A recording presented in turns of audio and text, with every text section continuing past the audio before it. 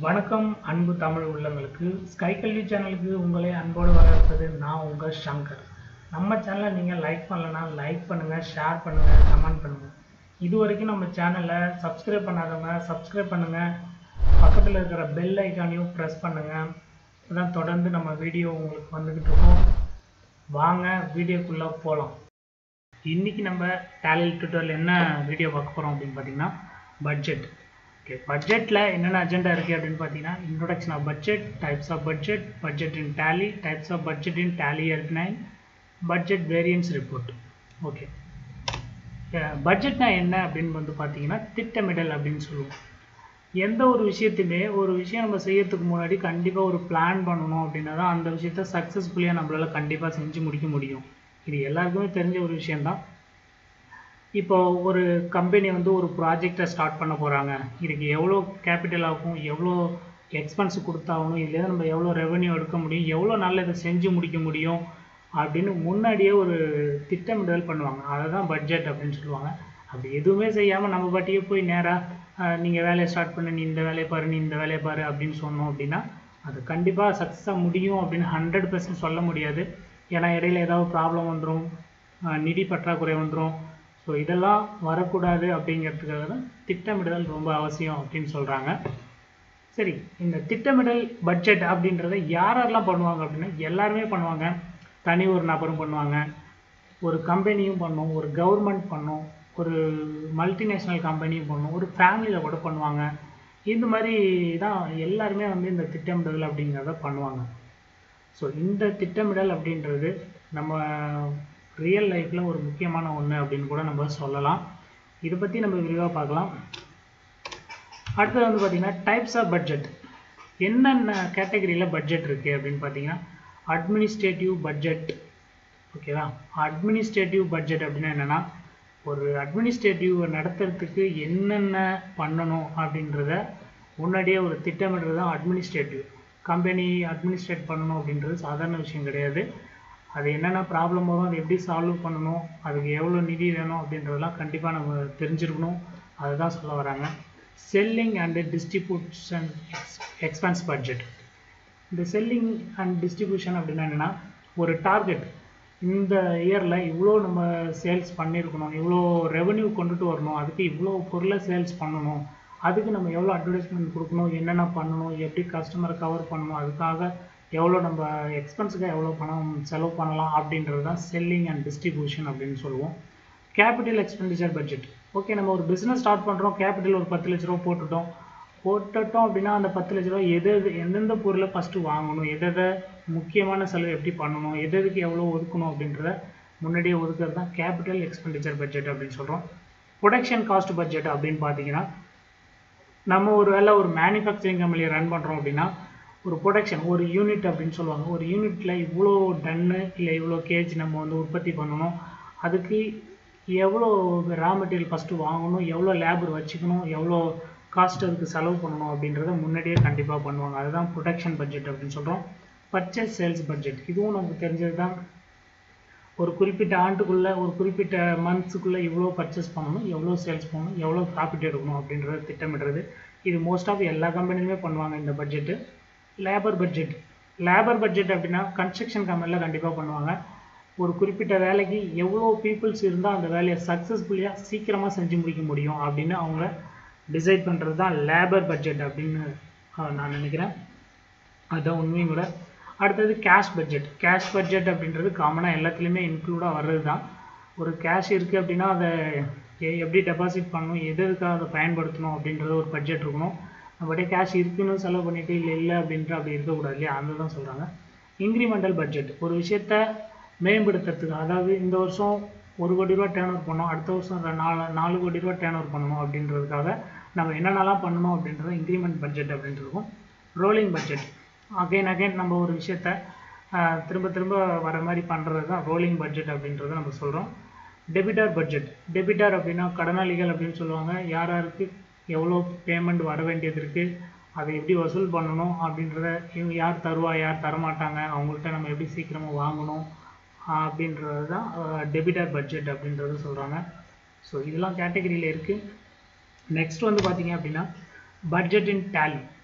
டேலியில் என்ன இருக்குன்னா 3 டைப்ஸாக இருக்குது டேலியில். Ledger accounts, ledger wise accounts, group wise accounts அப்படின்னு காஸ்ட் சென்டர் வைஸ் அப்படின்னு 3 வகையாக இருக்குது. லெஜர் அப்படின்னா என்னென்னா பார்த்தீங்கன்னா, லெஜர் வைஸாக நம்ம பட்ஜெட் போடுவோம். ஒரு குறிப்பிட்ட டார்கெட்டை அடையிறதுக்கு சேலரி எவ்வளோ பண்ணணும், வேஜஸ் எவ்வளோ பண்ணணும், அட்வர்டைஸ்மெண்ட் எவ்வளோ பண்ணணும், டிஸ்கவுண்ட் எவ்வளோ பண்ணணும், இதெல்லாம் லெஜர் வைஸாக இப்படி பண்ணுறது தான் ledger wise budget. Group wise budget அப்படின்னு பார்த்தீங்கன்னா, இன்டைரக்ட் எக்ஸ்பென்ஸுக்காக எவ்வளோ எக்ஸ்பென்ஸு நம்ம அலாட் பண்ணணும், டைரக்ட் எக்ஸ்பென்ஸுக்கு எவ்வளோ அலாட் பண்ணணும், லோன்ஸ் லைபிலிட்டிக்கு எவ்வளோ அலாட் பண்ணணும், அட்வான்ஸுக்கு கேபிட்டல், இந்த மாதிரி ஒவ்வொரு அண்டர் வைஸாக நம்ம வந்து பட்ஜெட் அமௌண்ட் அலாட் பண்ணுறோம் அப்படின்னா அதுதான் குரூப் ஆஃப் லெஜர் அக்கௌண்ட்ஸ் அப்படின்றத சொல்கிறோம். காஸ்ட் சென்டர் பட்ஜெட் அப்படின்னா கேட்டகரி வைஸாக நம்மளாம் பிரிச்சுக்கிறது, இதுக்கெலாம் அந்த இவ்வளோ அமௌண்ட் அப்படின்றத பிரித்து காட்டுறது தான் வந்து காஸ்ட் சென்டர் பட்ஜெட் அப்படின்றது சொல்கிறோம். இந்த 3மே நம்ம டேலியில் பார்க்க போகிறோம். அடுத்தது வந்து பார்த்தீங்க அப்படின்னா types of budget in Tally. அதாவது இதுக்கு முன்னாடி டைப்ஸ் ஆஃப் பட்ஜெட் பார்த்துருப்போம், அது வந்து நேச்சுரலாக நம்ம சோசியலில் இருக்கிறது. இது வந்து டேலிக்குள்ளார 2 கேட்டகரி இருக்குது. அதாவது அண்ட் க்ளோசிங் பேலன்ஸ் பட்ஜெட். இந்த அண்ட் க்ளோஸ் பேலன்ஸ் பட்ஜெட் ஒன்று, அண்ட் நெட் டிரான்சாக்ஷன் பட்ஜெட். இந்த 2 கேட்டகரி வந்து எதுக்கு யூஸ் பண்ணணும் அப்படின்னு பார்த்தீங்கன்னா இது ரொம்ப இம்பார்ட்டன்ஸு. இது தெரிஞ்சால் தான் நீங்கள் டேலியில் பட்ஜெட் போட முடியும். அண்ட் க்ளோசிங் பேலன்ஸ் அப்படின்றது கண்டிப்பாக நீங்கள் எங்கே யூஸ் பண்ணணும் அப்படின்னா லயபிலிட்டிஸ் அண்ட் அசட், இது ரிலேட்டடான பட்ஜெட் போடும்போது நீங்கள் இந்த ஆப்ஷனை சூஸ் பண்ணணும் கண்டிப்பாக, அண்ட் க்ளோசிங் பேலன்ஸ் அப்படின்றத. அது ரொம்ப முக்கியம். அடுத்தது அதேமாதிரி நெட் டிரான்சாக்ஷன் பட்ஜெட் அப்படின்றத எக்ஸ்பென்ஸு, ரெவென்யூ, இன்கம் இந்த மாதிரி விஷயத்தில் நீங்கள் யூஸ் பண்ணும்போது அண்ட் நெட் டிரான்சாக்ஷன் அப்படின்ற பட்ஜெட் தான் கண்டிப்பாக செலக்ட் பண்ணணும், இல்லைனா பட்ஜெட் வராது. இதை பற்றி நம்ம உள்ள டேலியில் போகும்போது இன்னும் விரிவாக பார்ப்போம். நெக்ஸ்ட் வந்து பார்த்தீங்க அப்படின்னா ஒரு எக்ஸசைஸ் நமக்கு கொடுத்துருக்காங்க. இந்த எக்ஸசைஸ் போட்டு பார்த்துட்டோம் அப்படின்னா டேலியில் நம்ம எப்படி பட்ஜெட் போட்டு வேரியன்ஸ் பார்க்குறது அப்படின்றது நமக்கு கண்டிப்பாக தெரிஞ்சிடும். அந்த வேரியன்ஸை நம்ம டேலி எண்டில் தான் பார்க்க போகிறோம். ஸோ அதுக்கு முன்னாடி நான் டேலி ஓப்பன் பண்ணி ஒரு கம்பெனியை க்ரியேட் பண்ணிக்கிறேன். பட்ஜெட் அக்கௌண்ட் அப்படின்றத ஆல்ரெடி ஒரு கம்பெனி நான் க்ரியேட் பண்ணி வச்சுட்டேன். இப்போ நான் என்ன பண்ண போகிறேன் அப்படின்னா லெஜரை ஃபஸ்ட்டு நான் போய் க்ரியேட் பண்ணிக்க போகிறேன். சரிங்களா? என்னென்ன லெஜர் இருக்குது அப்படின்னா salary, rent, expense, general wages, carriage, inward, postage, இது எல்லாமே இருக்குது. இது எல்லாத்தையுமே நான் க்ரியேட் பண்ணிக்க போகிறேன். சேலரி,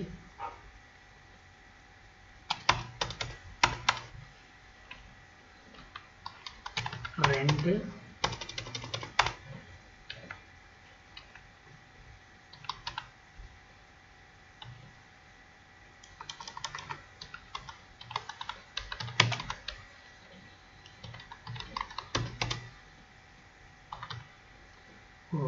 வந்து பார்த்தீங்கன்னா ஒரு நிமிஷம்.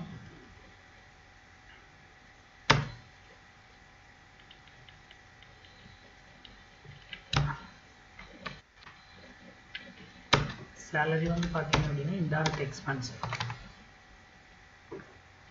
டிஸ்டர்பன்ஸாக இருக்குது நடுவில். Indirect expense. அதேமாரி சேலரி, ரெண்ட்டு பார்த்தீங்க அப்படின்னா இன்டைரக்ட் எக்ஸ்பென்ஸ்.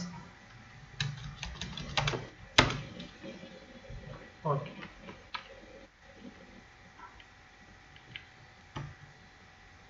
இப்போ வந்து பார்த்தீங்க அப்படின்னா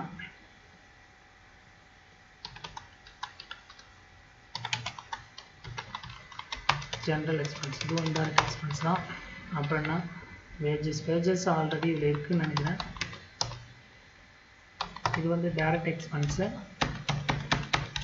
okay, wages, carriage, invert,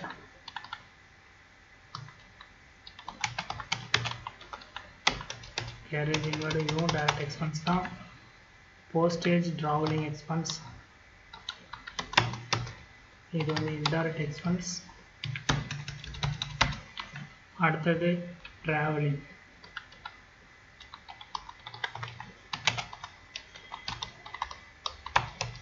direct expense. அடுத்தது வந்து பேக்கிங் எக்ஸ்பென்ஸ்.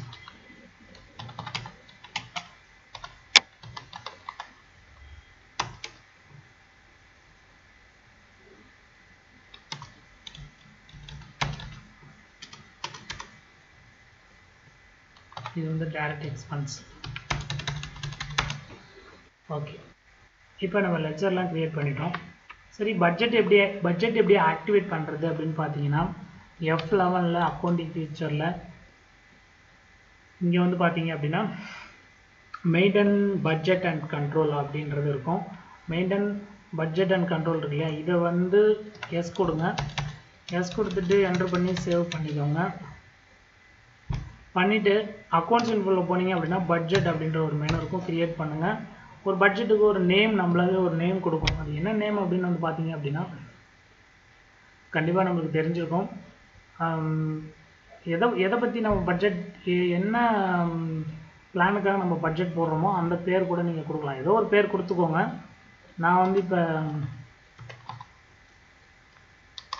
எக்ஸ்பென்ஸ் பட்ஜெட் அப்படின்ற ஒரு பேரை கொடுக்குறேன்.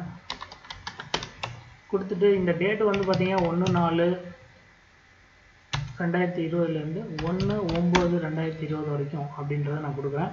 சரி, குரூப் வைஸாக நம்ம பட்ஜெட் எவ்வளோ அமௌண்ட் கொடுக்க போகிறோம் நான் ஆல்ரெடி அங்கேயே பார்த்துருந்தோம்.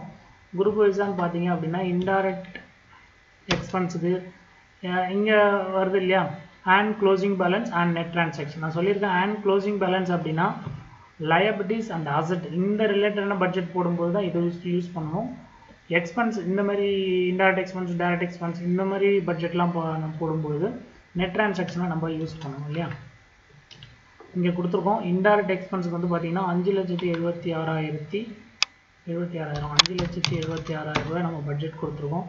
டைரக்ட் எக்ஸ்பென்ஸுக்கு வந்து பார்த்தீங்க அப்படின்னா இதுவும் நெட் ட்ரான்சாக்ஷன் தான். 2,85,000 ரூபா நம்ம வந்து பட்ஜெட் போட்டிருக்கோம். இதை நம்ம வந்து சேர்க்கிறோம். இதுக்கப்புறம் லெஜர் வைஸாக நம்ம எப்படி பட்ஜெட் போட போகிறோம் அப்படின்றது தான். இப்போ சேலரி எல்லாத்துக்குமே நெட் ட்ரான்சாக்ஷன் நீங்கள் சூஸ் பண்ணணும். சேலரிக்கு வந்து பார்த்தீங்க அப்படின்னா 1,50,000. அடுத்தது ரெண்டுக்கு வந்து பார்த்தீங்க அப்படின்னா 96,000. அடுத்தது வந்து பார்த்தீங்கன்னா ஜென்ரல் எக்ஸ்பென்ஸுக்கு 2,40,000. ஜென்ரல் எக்ஸ்பென்ஸுக்கு அண்ட் நெட் ட்ரான்சாக்ஷனுக்கு 2,40,000. அடுத்தது வந்து பார்த்தீங்க அப்படின்னா வேஜஸ்க்கு வந்து பார்த்தீங்க அப்படின்னா அண்ட் நெட் ட்ரான்சாக்ஷன் 1,50,000. அடுத்தது வந்து பார்த்தீங்கன்னா கேரேஜ் இன்வார்டுக்கு வந்து பார்த்தீங்க அப்படின்னா 75,000. போஸ்டேஜுக்கு வந்து பார்த்தீங்க அப்படின்னா 36,000. அடுத்தது ட்ராவலிங் எக்ஸ்பென்ஸுக்கு வந்து பார்த்தீங்க அப்படின்னா 54,000. பேக்கிங் எக்ஸ்பென்ஸ்க்கு வந்து பார்த்தீங்க அப்படின்னா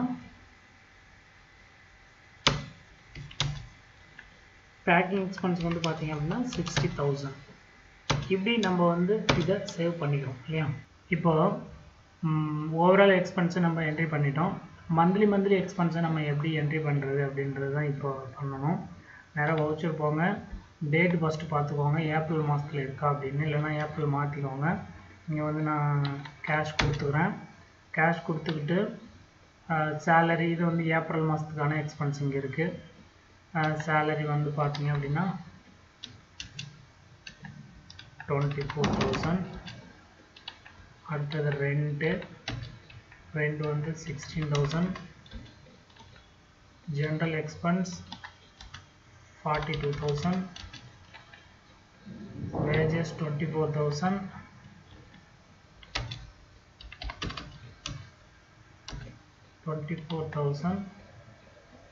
கேரேஜ் இன்வார்டு வந்து 13,000. postage 5,000. traveling expense 9,000.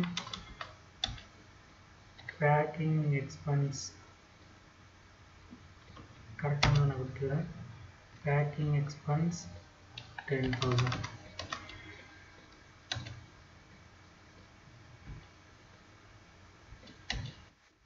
இதை வந்து அக்செப்ட் பண்ணிட்டோம். ஓகே, இப்போ ஏப்ரல் மாதத்துக்கான எக்ஸ்பென்ஸை நம்ம ரெடி பண்ணிட்டோம். அடுத்தது F2 ப்ரெஸ் பண்ணி மே மாதத்துக்கான டேட்டை நான் போட்டுக்கிறேன். இங்கே வந்து பார்த்தீங்க அப்படின்னா சேலரி இங்கேயும் மாற்றிக்கிறேன். ஏப்ரல் இப்போ வந்து இது ஏப்ரல் மாதத்துக்கான மே மாதத்துக்கான எக்ஸ்பென்ஸு 28,000. ரெண்ட் 18,000. அடுத்து general expense 45,000, wages 28,000,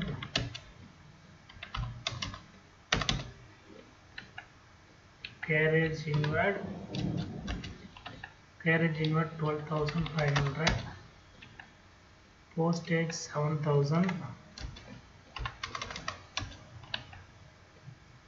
traveling expense 19,000, packing expense 10,000. இது மே மாதத்துக்கான எக்ஸ்பென்ஸ். அடுத்தது F2 ப்ரெஸ் பண்ணிக்கிறேன். ஜூன் மாதத்துக்கான என்ட்ரியை நான் என்ட்ரி பண்ணுறேன். இங்கே வந்து ஜூன் மாதத்துக்கான என்ட்ரி இதை மாற்றிட்டேன். Salary 25,000, rent 14,000, general expense 40,000, wages 25,000, carriage inward 11,000,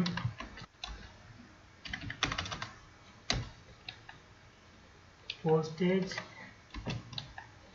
4,000, traveling expense 8,000,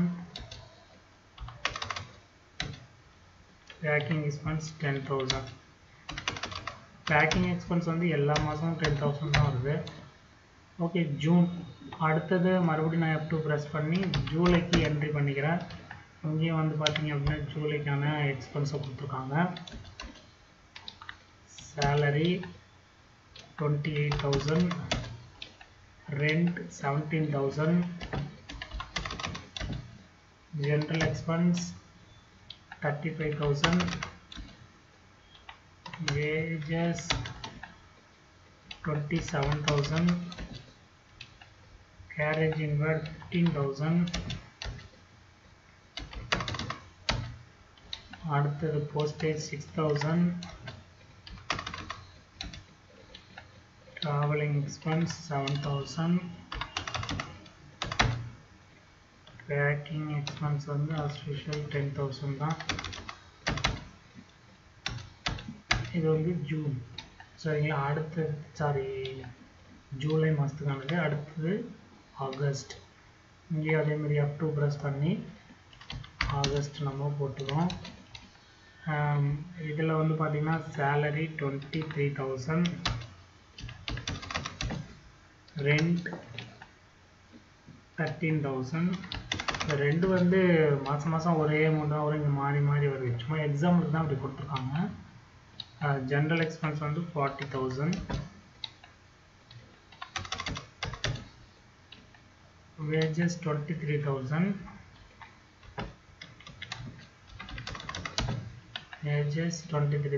carriage inward 13,000, carriage inward 17,000, postage 7,000,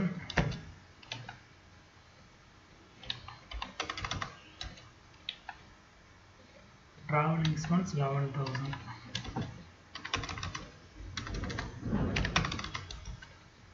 packing வந்து 10,000. ஓகேவா? அடுத்தது செப்டம்பருக்கான என்ட்ரி. இங்கே செப்டம்பருக்கான என்ட்ரி நம்ம கொடுத்துக்கிறோம்.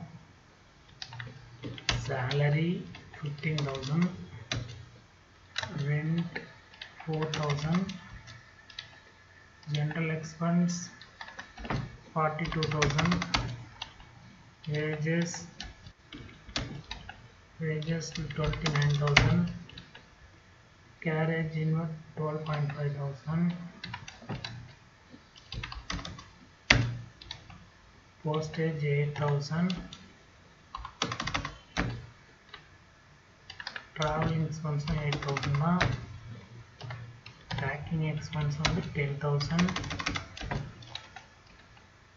ஓகேவா? ஓகே.